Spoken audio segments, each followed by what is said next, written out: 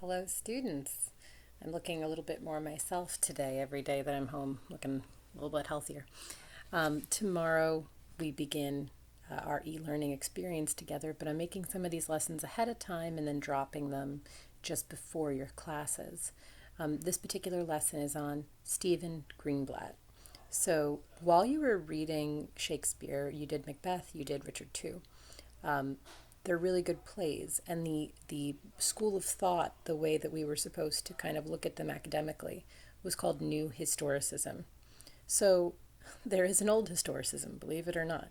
Old historicism was people reading through like individual lines of Shakespeare and going like, well, when the witches refer to the half crescent moon and the newt's toe, we go back through the Gregorian calendar and then backtrace it against the Roman Catholic conversion. We assume that this took place on this date at this time.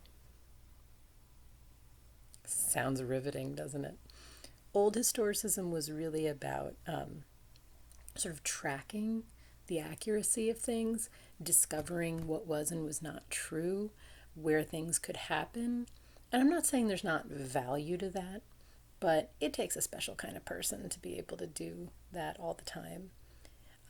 There is certainly usefulness in knowing what is and is not true in these older works, but it, you should be able to apply theories and schools of thought to any book from any time.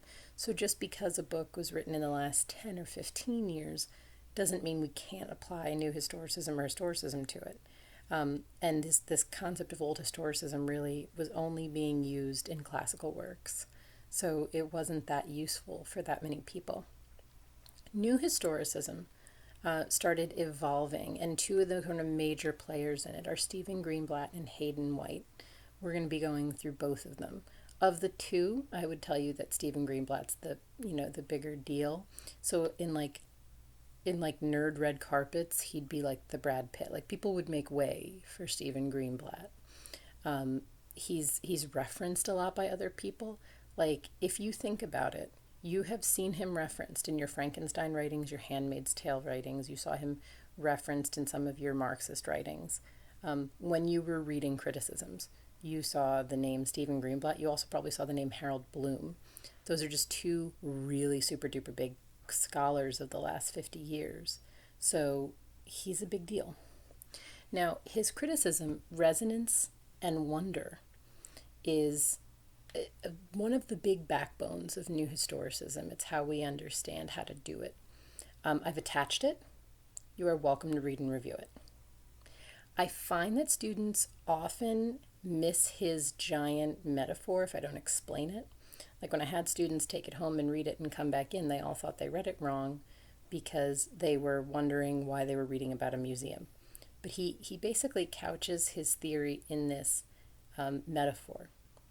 So follow me. Books and art, very similar. Pieces of writing, like Richard II or Macbeth, they're little snapshots from time, just like an artifact that you would find. So mentally place yourself in a museum, and we're going to talk about how to understand the value of these things and how to understand our manipulation of these things. So when you walk into a museum, and I am expecting that every one of you has walked into a museum at some point of your life. If you have not, please hop on the Zoom, let me know, and I'm going to walk you through how to go through a 3D tour of them using your phone. But you should have gone to a museum at least once. So when you walk in, usually it's organized in some fashion, either by time period or by subject matter. So say we're going into the Egyptian section. Well, one, just by the nature of walking into the Egyptian section, it's going to be between other sections. So what's it between? Is it between the Greek and the Roman? Is it between the Persian and the Asian? What are we sort of putting next to the Egyptian section to give it some sort of value or point of comparison?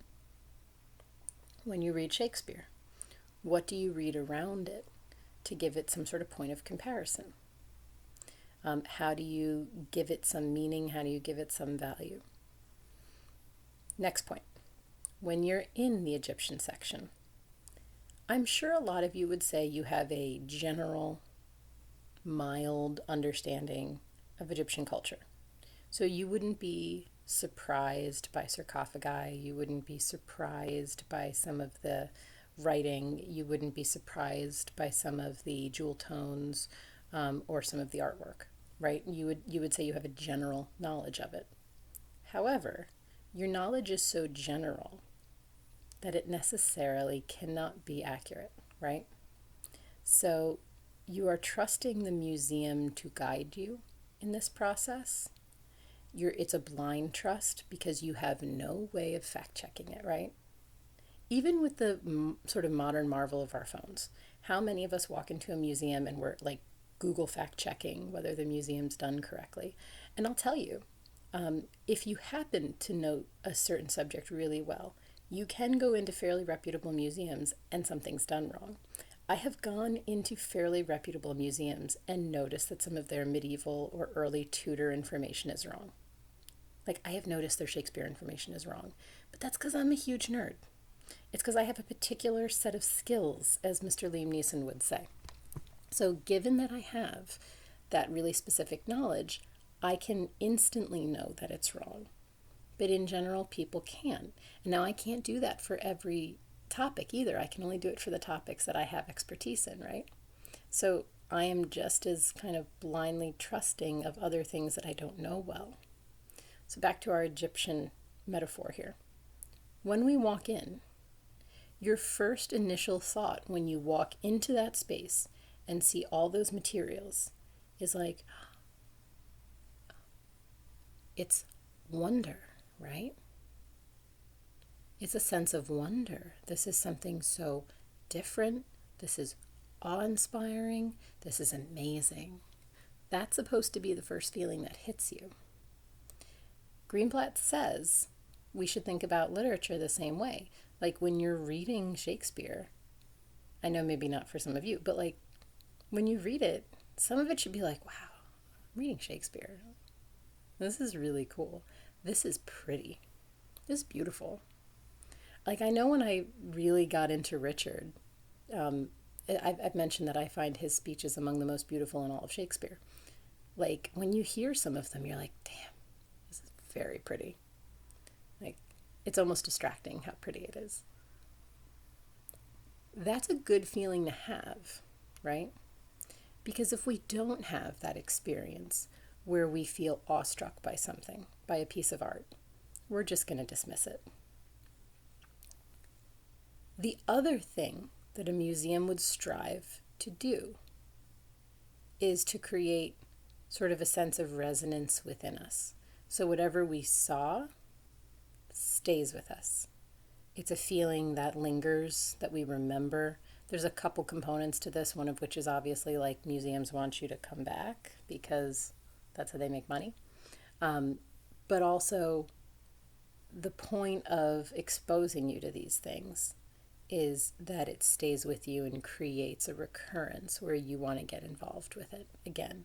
Like, hopefully you have the same experience with the books where you have such a good experience with Shakespeare that you want to come back and do it again.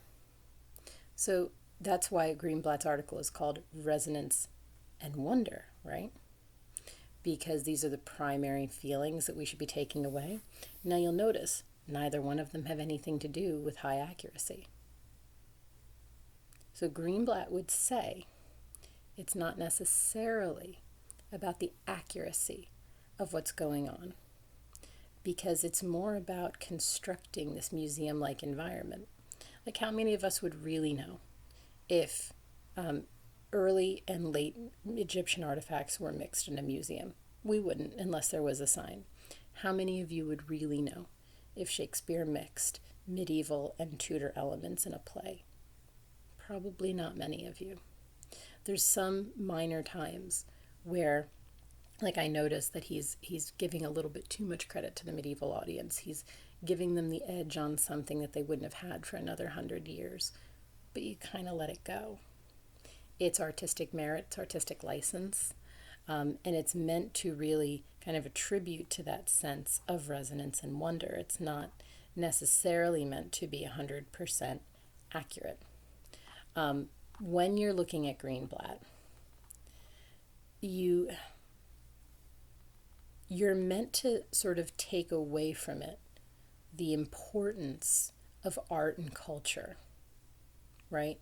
So I leave the museum, the either real or the figurative museum, and I am thinking to myself, this is important material.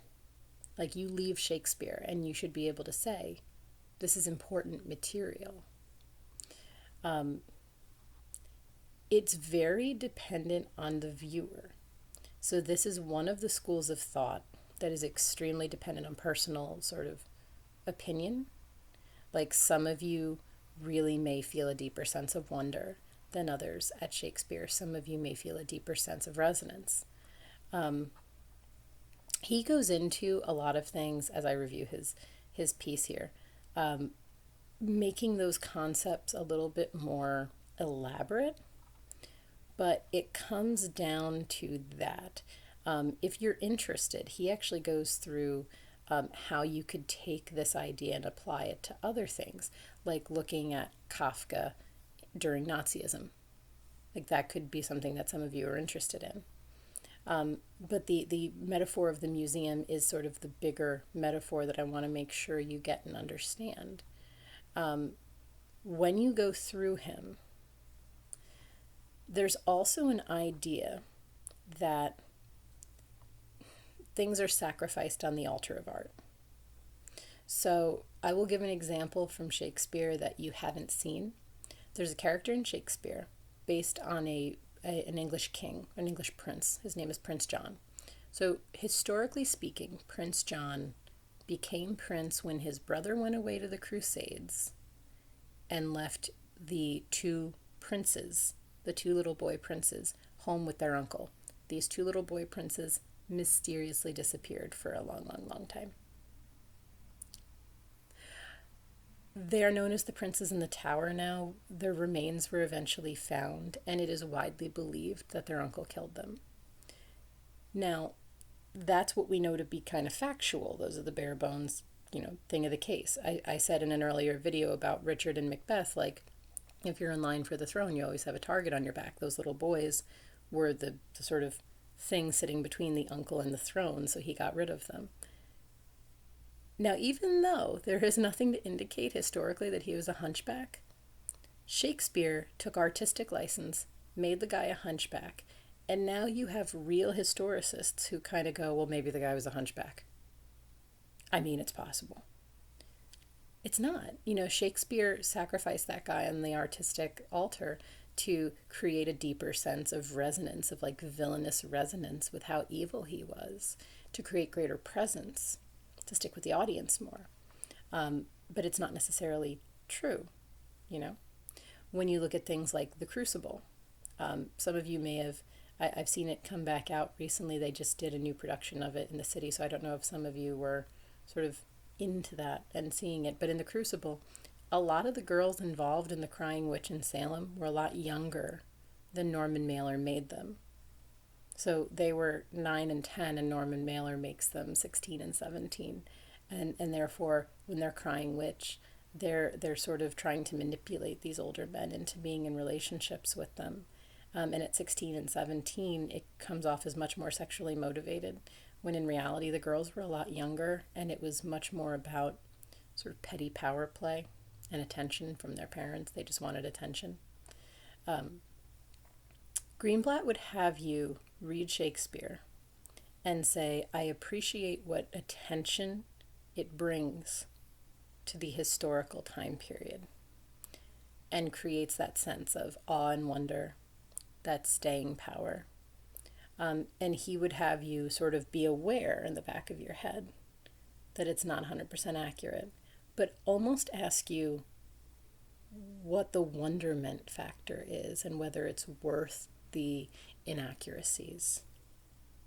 I went over some of the inaccuracies with you in previous videos. I didn't do an exhaustive list, but I went over some of them. Maybe ask yourself, was it worth Shakespeare trying to like cram those details in, or was it fine that he changed what he changed? Did it make the difference to you? And that's what New Historicism from Stephen Greenblatt would have you consider, whether or not 100% accuracy is what we aim for, or whether we're looking for something a little bit different in terms of merit from historical pieces. You guys will have an exit ticket related to this. I am anticipating that you at least play with these concepts at some point during the seminar. And other than that, if you have questions, let me know. I'll be on Zoom. Catch you guys on the flip side. Next up, Hayden White.